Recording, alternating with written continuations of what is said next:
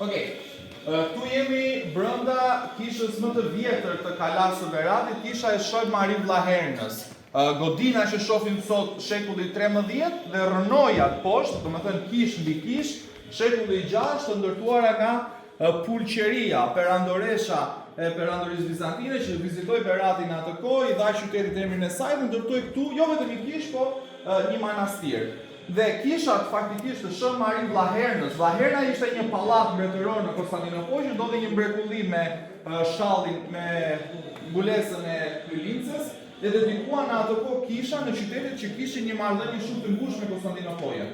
Dhe po të numëron e gishtat e duarve kisha që kanë këtë emër, Shën Mari Vllaherna.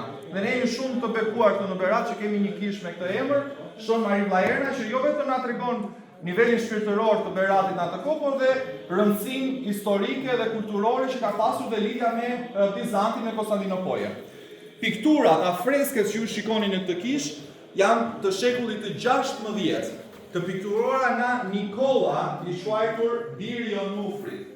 Onufri ishte një klerik, protopap, na përmendet, që në shekullin e 16 themeloi këtu në Kalan e Beratit një shkollë ikonografike, që ne jemi shumë afër tani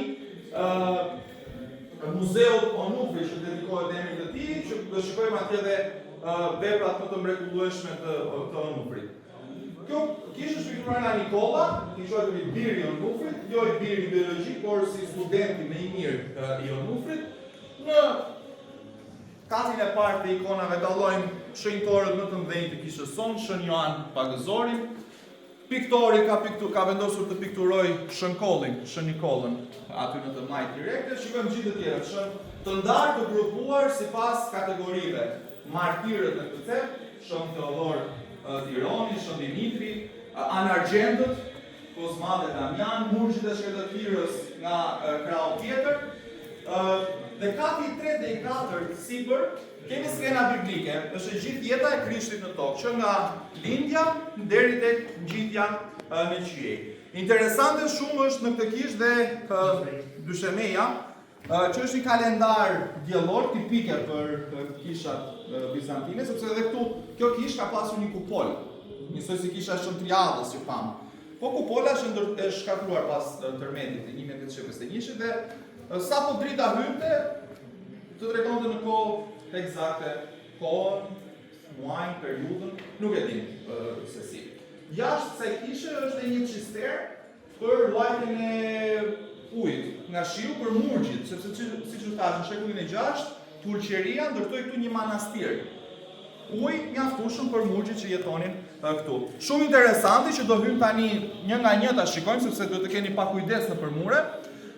Tek proskomidhia është një mbishkrim i piktorit që i thot, ja t'ju e të regoj, është një dedikim për priftin, për meshtarin që do meshoj në këtë kish, dhe që i thot, dhe kur të ngresh duart e tua drejt Perëndis, kujto dhe mua mëkatarin, piktorin e përullur Nikola. Është një shkrimi këtu. Gjithashtu interesante, duhet të tregoj edhe pak këtë. Atë Grigorit. Është i kafk poshtë proskomidhis dhe që shkruan: Mnimi thanatu krisimevi to vio. Për kujtimi i vdekjes i ndihmon jetës. Tek proskomidhia, ku është dhe vendi që ne përkujtojmë të vdekurit klerikët.